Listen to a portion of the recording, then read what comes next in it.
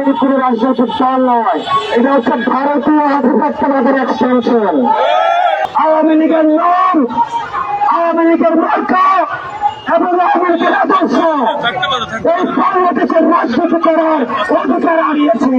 গণতান্ত্রিক প্রক্রিয়ায় ভোটের মধ্য দিয়ে কিন্তু আওয়ামী লীগের বাংলাদেশকে চালাতে বাধ্য হয়নি।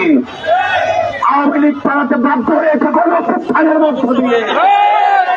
পৃথিবীর ইতিহাসে কোথাও কোনো নজির নেই গণঅভ্যুত্থানের মধ্য দিয়ে যারা ভারতে বাধ্য হয় তাদেরকে আবার নির্বাচনে ঘুরিয়ে নিয়ে আসা হয়।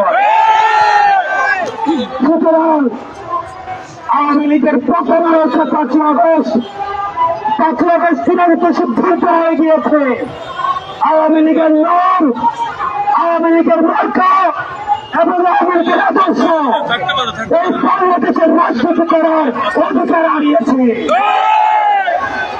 অন্তর্বর্তীকালীন সরকারের কাছে আহ্বান জানাবো, আমরা আপনাদের কাছে যে আশা করেছিলাম এখনো পর্যন্ত আপনাদের দৃশ্যমান কোনো পদক্ষেপ আপনারা দেখতে পাইনি।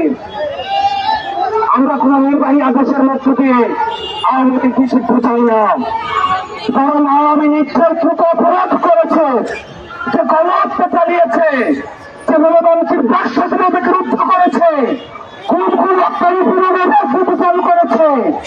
আপনারা যদি সকলের বিচার নিশ্চিত করতে পারেন তাহলে আগামী 5 বছর আওয়ামী লীগের ভারত বিরোধী ফিরবে না। কিছুদিন আগে আপনারা দেখেছেন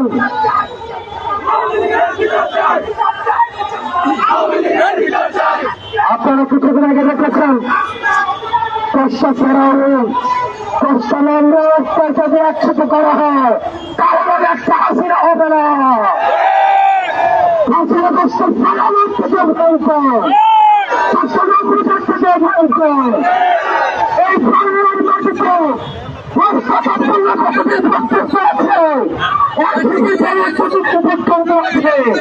কোন আওয়ামী লীগকে হবে না। আমি অন্তর্বর্তীকালীন সরকারকে বলতে চাই, আপনারা দ্রুততম সময়ের মধ্যে আপনারা আওয়ামী লীগের নিবন্ধন বাতিল করতে হবে। আওয়ামী লীগকে বিচার প্রক্রিয়ার মধ্য দিয়ে আওয়ামী লীগ বিষয়ে আপনাদেরকে সিদ্ধান্ত নিতে হবে। আওয়ামী লীগের বিচার প্রক্রিয়ার মধ্য দিয়ে আওয়ামী লীগকে নিষিদ্ধ করতে হবে।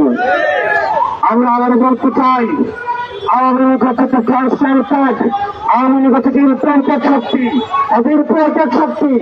আওয়ামী লীগ কোনো রাজনৈতিক দল নয়, এটা হচ্ছে ভারতীয় আধিপত্যবাদের এক্সটেনশন।